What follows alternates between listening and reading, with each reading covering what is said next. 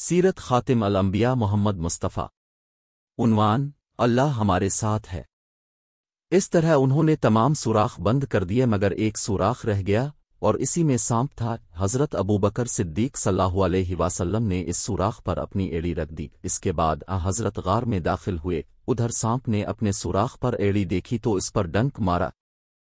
तकलीफ की शिद्दत से हज़रत अबू बकर सिद्दीक सल्लल्लाहु अलैहि वसल्लम की आंखों से आंसू निकल पड़े, लेकिन उन्होंने अपने मुंह से आवाज़ न निकलने दी, इसलिए कि इस वक्त हज़रत उनके जानों पर सर रखकर सो रहे थे। हज़रत अबू बकर सिद्दीक रज़ी अल्लाह अन्हु ने सांप के डसने के बावजूद अपने जिस्म को ज़रा सी भी हरकत न दी, न आवाज़ निकाली कि कहीं हुजूर की आंख न खुल जाए। ताहम आंख से आंसू निकलने को वो किसी तरह न रोक सके। वो हुजूर पर गिरे, उनके गिरने से हुजूर की आंख खिल गई। अपने हज़रत अबू बकर सिद्दीक रज़ी अल्लाह अन्हु की आंखों में आंसू देखे तो पूछा, अबू बकर क्या हुआ? उन्होंने जवाब दिया, अब पर मेरे माँ बाप कुर्बान, मुझे सांप ने डस लिया है। आपने अपना लौब दहन सांप के कांटे की जगह पर लगा दिया, इससे तकलीफ और जहर का असर फौरा दूर हो गया। सुबह हुई, हज़रत को हज़रत अबू बकर रज़ी अल्लाह के जिस्म पर चादर नजर न आई तो दरियाफ्त, अबू बकर, चादर कहाँ है? उन्होंने बता दिया, अल्लाह के रसूल, मैंने चादर फाड़ फाड़ कर इस गार के सुराख बंद किए हैं। अपने दुआ के लिए हाथ उठा दिए और फरमाया, ए अल्लाह, अबू बकर को जन्नत में मेरा साथी बनाना। इसी वक्त अल्लाह ताल ने वही के जरिए खबर दी कि आपकी दुआ कबूल कर ली गई है।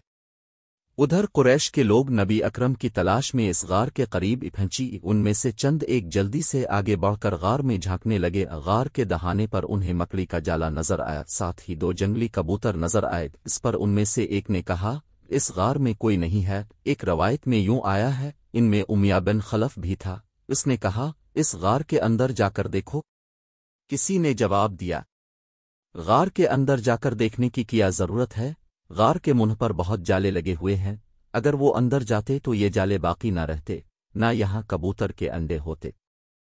हज़रत अबू बकर सिद्दीक सल्लल्लाहु अलैहि वसल्लम ने जब उन लोगों को गार के दहाने पर देखा तो आप रो पड़े और दबी आवाज में बोले, अल्लाह की कसम, मैं अपनी जान के लिए नहीं रोता, मैं तो इसलिए रोता हूं कि कहीं ये लोग आपको तकलीफ ना पहुंचाएं।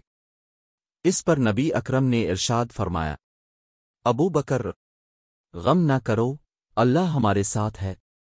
इसी वक्त अल्लाह ताल ने हज़रत अबू बकर सल्लल्लाहु अलैहि वसल्लम के दिल को सुकून बख्श दिया। उन हालात में अबू बकर सिद्दीक सल्लल्लाहु अलैहि वसल्लम को प्यास महसूस हुई। उन्होंने हज़रत से इसका जिक्र किया तो आपने इरशाद फरमाया, इस गार के दरमियान में जाओ और पानी पी लो।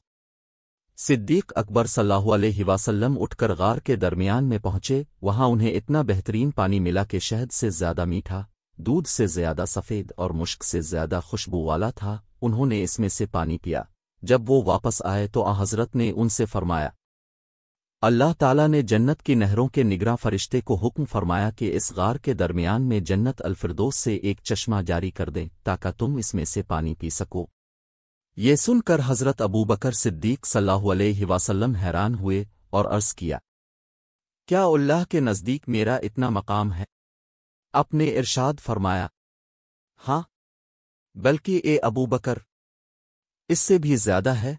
कसम है इस ज़ात की जिसने मुझे हक के पैगाम के साथ नबी बनाकर भेजा है, वो शख्स जो तुमसे बुग़्ज़ रखे जन्नत में दाखिल नहीं होगा।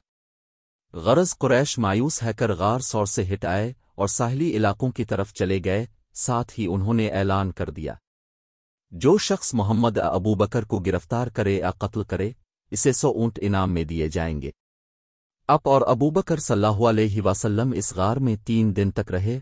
इस दौरान उनके पास हज़रत अबू बकर रज़ी अल्लाह अन्हु के बेटे अब्दुल्ला रज़ी अल्लाह अन्हु भी आते जाते रहे। ये इस वक्त कम उम्र थे मगर हालात को समझते थे। अंधेरा फैलने कर बाद ये गार में आ जाते और मुन्ह अंधेरे फजर के वक्त वहां से वापस आ जाते। इससे कुरैश ये ख्याल करते कि उन्होंने रात अपने घर में गुजारी है। इस तरह कुरैश के दरमियान दिन भर जो बातें होती ये उनको सुनते और शाम को हज़रत सल्लल्लाहु अलैहि वसल्लम के पास पहुंचकर बता देते। हज़रत अबू बकर सिद्दीक रज़ी अल्लाह अन्हु के एक ग़ुलाम हज़रत आमिर बिन फ़ौरह रज़ी अल्लाह अन्हु थे। ये पहले तुफ़ैल नामी एक शख्स के ग़ुलाम थे। جب یہ اسلام لے آئے تو طفیل نے ان پر ظلم ڈھانا شروع کیا۔ اس پر حضرت ابو بکر رضی اللہ عنہ نے اس سے انہیں خرید کر آزاد کر دیا۔ یہ حضرت ابو بکر رضی اللہ عنہ کی بکریاں چرایا کرتے تھے۔ یہ بھی ان دنوں غار تک آتے جاتے رہے۔ شام کے وقت اپنی لکڑیاں لے کر وہاں پہنچ جاتے اور رات کو وہیں رہتے۔ صبح منہ اندھیرے حضرت عبداللہ رضی اللہ عنہ کے جانے کے بعد یہ بھی وہاں سے اپنی بکریاں اسی راستے سے واپس لاتے تاکہ ان کے قدموں کے نشانات مٹ جائیں۔ ان 3 راتوں تک ان کا برابر یہی معمول رہا۔ یہ ایسا حضرت ابو بکر صدیق رضی اللہ عنہ کی ہدایت پر کرتے تھے۔ حضرت عبداللہ صلی اللہ علیہ وسلم کو بھی حضرت ابو بکر صدیق رضی اللہ عنہ نے ہی یہ حکم دیا تھا کہ وہ دن بھر قریش کی باتیں سنا کریں اور شام کو انہیں بتایا کریں۔ عامر بن فورہ صلی اللہ علیہ وسلم کو بھی ہدایت تھی کہ دن بھر بکریاں چرایا کریں اور شام کو غار میں ان کا دودھ پہنچایا کریں۔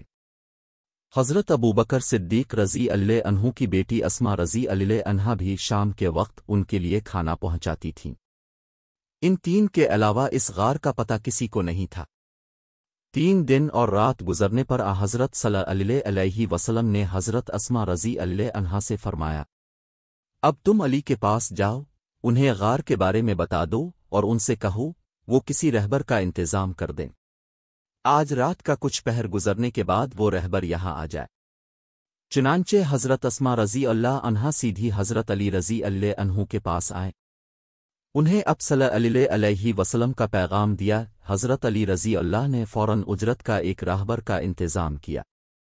اس کا نام عریقت بن عبداللہ تھا۔ یہ راہبر رات کے وقت وہاں پہنچا۔ نبی اکرم نے جوں ہی اونٹ کی بلبلانے کی آواز سنی، اب فوراً ابو بکر صدیق رضی اللہ عنہ کے ساتھ غار سے نکل آئے اور راہبر کو پہچان لیا۔ اب صلی اللہ علیہ وسلم اور حضرت ابو بکر صدیق رضی اللہ عنہ اونٹوں پر سوار ہو گئے۔ اس سفر میں حضرت ابو بکر صدیق رضی اللہ عنہ نے اپنے بیٹے عبداللہ رضی اللہ عنہ کے ذریعے اپنے گھر سے وہ رقم بھی منگوا لی تھی جو وہاں موجود تھی۔ یہ رقم 4-5 ہزار درہم تھی۔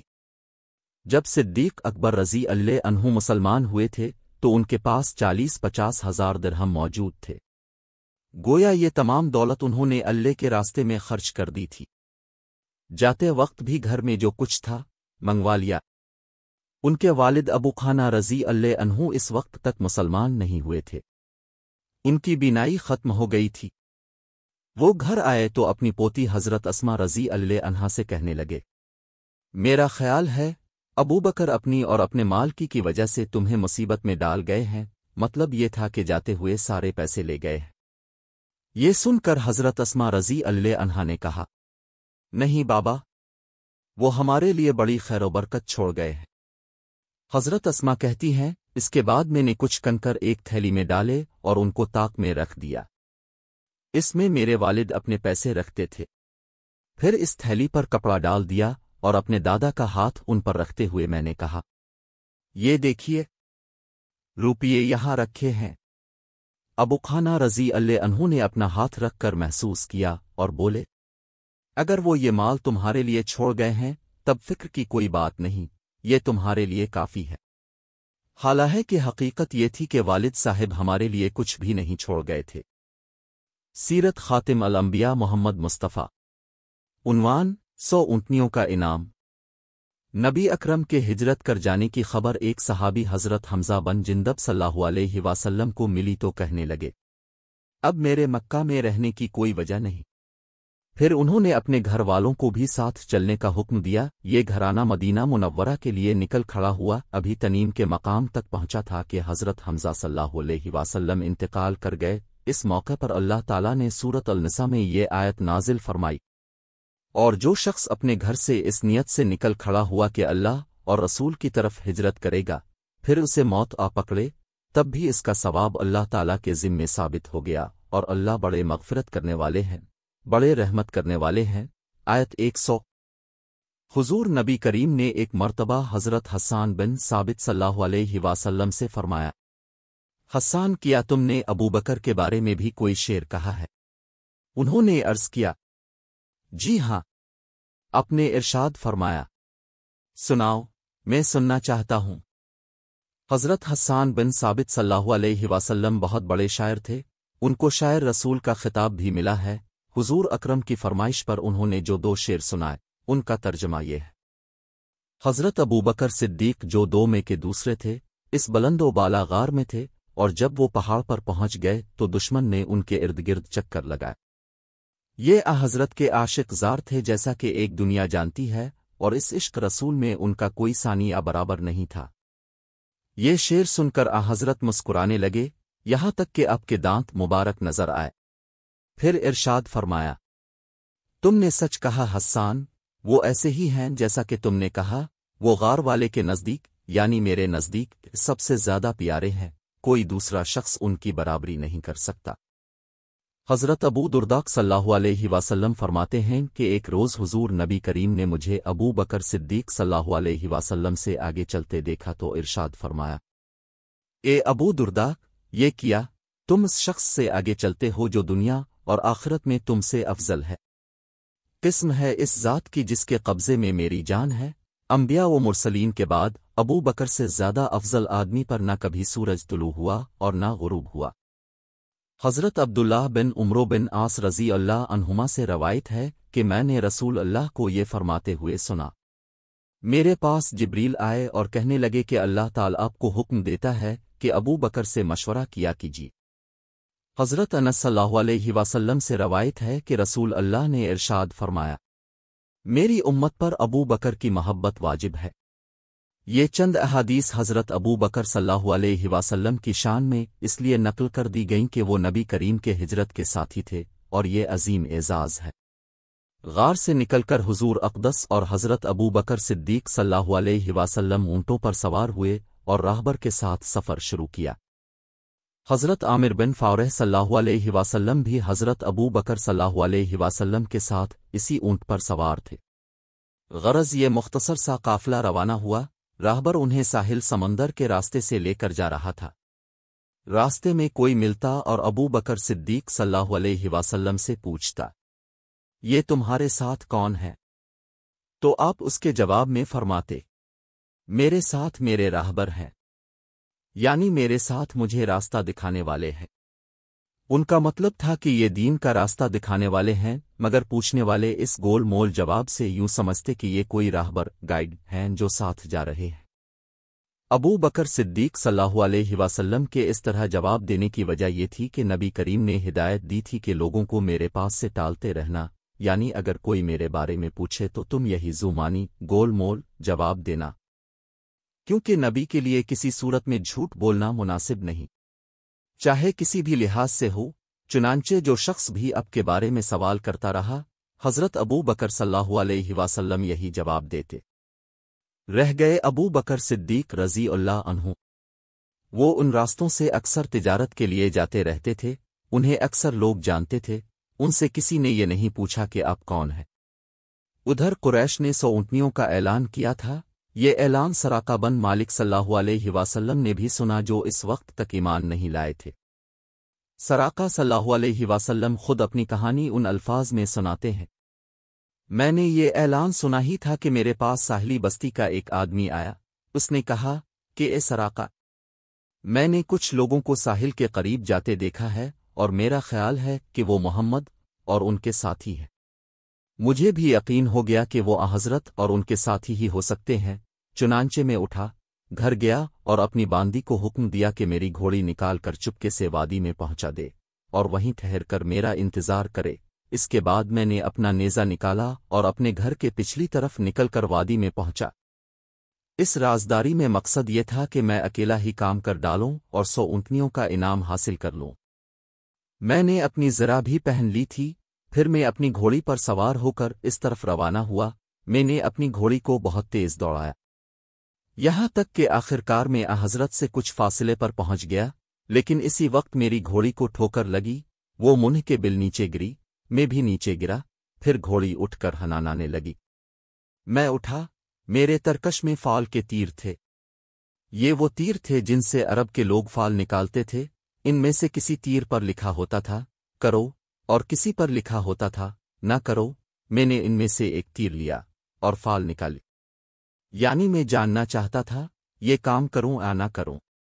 فال میں انکار نکلا، یعنی یہ کام نہ کرو، لیکن یہ بات میری مرضی کے خلاف تھی، میں 100 اونٹنیوں کا انعام حاصل کرنا چاہتا تھا، نہ والا تیر نکلنے کے باوجود میں گھوڑی پر سوار ہو کر آگے بڑھا، یہاں تک کہ حضرت کے بہت قریب پہنچ گیا، جو کہ اس وقت قرآن کریم کی تلاوت کر رہے تھے اور پیچھے موڑ کر نہیں دیکھ رہے تھے، البتہ حضرت ابو بکر صلی اللہ علیہ وسلم موڑ کر بار بار دیکھ رہے تھے۔ اسی وقت میری گھوڑی کی اگلی دونوں ٹانگیں گھٹنوں تک زمین میں دھنس گئیں، حالانکہ وہاں زمین سخت اور پتھریلی تھی۔ میں گھوڑی سے اترا، سے ڈانٹا، وہ کھڑی ہو گئی، لیکن اس کی ٹانگیں ابھی تک زمین میں دھنسی ہوئی تھیں، وہ زمین سے نہ نکلے۔ میں نے پھر فال نکالی، انکار والا تیر ہی نکلا۔ آخر میں پکار اٹھا، میری طرف دیکھیے، میں آپ کو کوئی نقصان نہیں پہنچاؤں گا اور نہ میری طرف سے آپ کو کوئی ناگوار بات پیش آئے گی۔